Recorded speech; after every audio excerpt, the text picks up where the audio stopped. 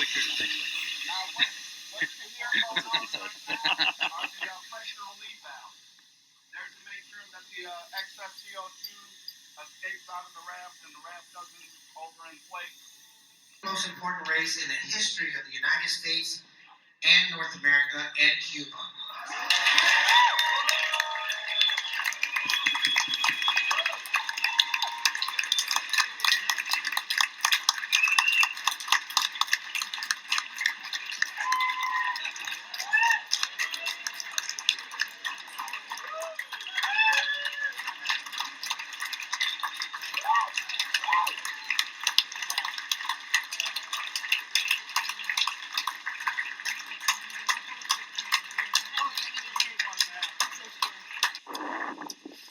Oh yeah. That's Looking trouble official. right there. Capital T. Here we are at the start, getting towards it. This may be Lynx, one of the two tall ships.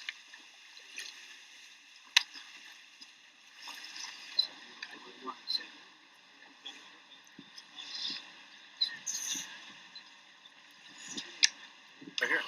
Alright, so where's the committee boat? There's a freaking crab pot right next to it.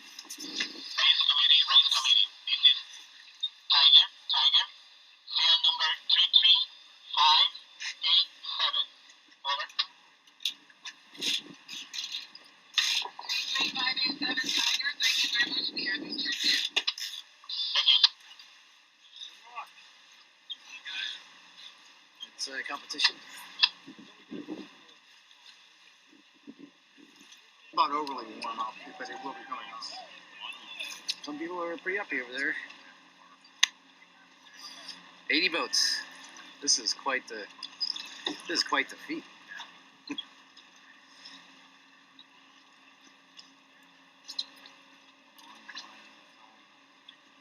Coast Guard, Immigration, Customs, everybody. We're still our first mark, like 180 about. Yep. Yeah, I'll get that out for you. It looks like we're going to be doing some tax. You got the. We need a. Say again, please. You were very weak. Vessel that just checked in, please say again. From Barbados. Committee, zero vessel. Patient, cell number 1, checking in. Thank you, patient, cell number 1. We have you now.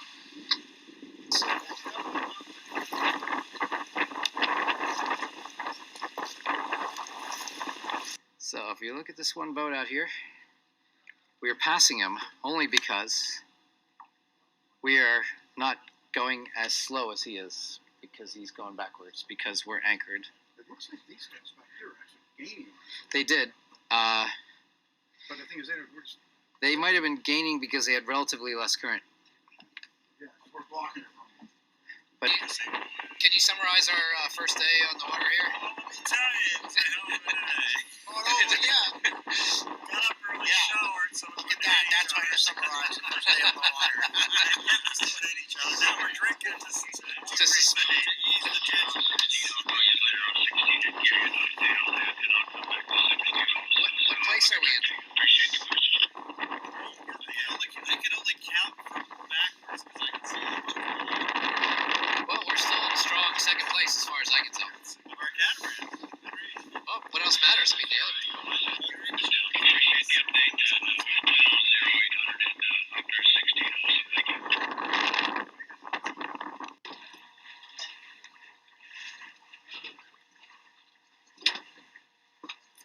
Actually, I've got it geostabilized right here.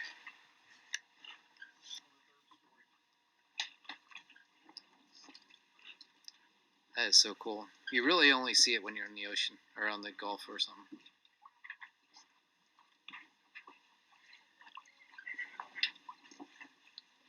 Wow, that's complicated. So this is our second day. It's 1 March, right? It's 1 March. I don't know. You lose track of time out here. I just know it's the second day. And we are on the Cuba Race. Race to Cuba. We started up in here. We've got some charts talking about Tampa Bay and St. Pete. Rounded that mark, kept at the port. Now we've come down here quite a ways. We are out here. Here's the rum line. So we took speed. Right? We got good good speed last night. Plus at night it's hard to see how you're doing on other boats. Our competition is pretty far back. They've gotten even further back on this tack. We've got the advantage now with the daylight to really trim up close. I don't know if you can see them back there. Yeah. So way back there. That's another one that's back there. So about now they've been falling off now about 120 degrees off. So we're going to converge on them to some degree to see how much further ahead we are. That's my take on it. So here's the big picture of where we're going. So that's dry Tortugas. That rum line goes all the way to Havana, Cuba. That's the okay. Waterproof charts are handy. But what we've been doing too is making charts of our performance, kind of our polar plot charts, if you will. So different speeds, a little rudimentary here, but I recopied it to increase the chances of reading my own writing. And so that aside, so here we're doing, well, we just went down to 9 knots of wind. So if we're at 9 knots, we should be somewhere between 3.6 and 3.8 knots. Yeah, so at 3.7, that's pretty good. It still might be because we're still got some momentum. And that's an average speed we're still working on. But also, I wanted to point out maybe what our instruments are. 12 nautical miles to the finish line. That's going to bring us home. I think we're in first. Pretty sure. We were at one point, so we'll just assume that's the way it stayed. Let's say we're in first. We're in first. Two boats slightly ahead of us, off to the west. Probably took the Gulf Stream route. Got the loop current. We're looping in. That's what they ended up calling it, the loop current. Yeah, the part where it loops up around Florida and comes down. Here it's the Florida Straits current. And this is day 3, I know you said it on the last one. Day 3, morning 3. We'll finish this morning around 10:30 in all its glory. We see downtown Havana in the distance. Difficult to see. It's got a skyline. We finish a bit west of the city, approximately 9 miles from the marina Hemingway. That's in the SI. It's all on the SI. The approach is quite hairy, especially with these north winds. It's going to be difficult. You can end up on the rocks, but again, I got confidence in the crew. I think we're going to be okay. We're going to be careful, judicious, methodical. It's a little known fact. Les is very methodical in all actions. That's why he's a navigator, communicator, a great communicator. Prolific. What'd you say? Prolific communicator. Not a good listener. But So this is day 3 of our Havana race. As you can see, we're hard to tell.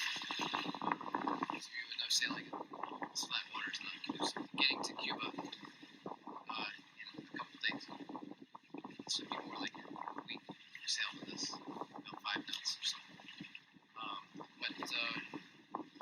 So one thing we didn't talk about before was the actual collision, right? That group, two boats that collided right there under the bridge. We were right around them. Actually ended up between them at one point, but dodged everything. Got through tacking as well as we could. In as few tacks as we could, getting through a bridge through a narrow opening where 20 other boats are trying to fit through, upwind and up current. We also developed a subgroup of radio fluent MMSI folks that during some of the briefings early on, which were pretty good, talked about life safety, life rafts, EPIRBs, PLBs, all the acronyms suited with that. Amateur radio guys got up there and talked, so anyone else who had that could go up to them. But we developed this subgroup with a couple other boats of MMSI numbers, so we could call each other if we needed to for urgent matters that may not require emergent matters, such as someone might have cable cutters for rigging, or the docks. There's several docks on several of the boats, so we said, hey, we got 2 of the docks, or 3 docks on this list. So if anyone needed that or special equipment, we had an AED. We have an AED, and one other boat has an AED that gave one of the medical seminars. So if somebody needed that, then the MMSI, the digital signal calling, would allow for that through radios that have that capability, which I believe most do. We've got an outstanding captain, Gerard, outstanding crew. We're all safe, making good judgments. Always about safety, but also about being out in front. We couldn't be out in front of all the monohulls, but at least of the catamarans, we were either first, second, or third at all times. Usually second, at least. At least window was wind. We haven't seen anybody coming this way, so as you were saying, they might have gone home or. Okay, Dave. Hey. How would you summarize this St. Pete to Havana race? Well, I'll start by saying every trip on the Adagio brings something new. This adventure was no different. I'd never taken part in a yacht race before, so seeing 80 boats in the Tampa Bay at the same time, darting across the start line at a snail's pace because there was no wind. Took us 40 miles to get to basically the doldrums. Sat with no wind and glass-like seas for 9 hours, just bobbing around like a fishing bobber. Hold there, and I'll do where I'm looking at. What other memorable events from this trip? It's memorable that we laughed a lot, we drank a lot. Those two might go hand in hand. For me, actually, what's going to be a big memory before we're even into Cuba, noticing the skyline. Cuba has a little cityscape going on. Really surprised by that. Looks almost like a little Manhattan on the Florida Straits. And we're going in approximately there. There's a couple sailboats. Excited to see what Havana looks like. Excited to put our feet on soil for a little while. And for now, that's what I got. Now it's video again, yeah. Yes, video. I gotta say the crew, the boys did good. We'll do some final analysis, see if we did it better, did worse. They'll be invited back. Is that in Havana? There will be letters issued. The varsity letter. Yes, we still have to get the boat back, so there's a chance for them to redeem themselves on many levels. We judge harshly. It's a harsh sea, harsh environment, only for real men, and some people just don't stack up. It's not saying they're bad people. I'm not saying it's anything against them necessarily, but they won't be bad. I've got some names.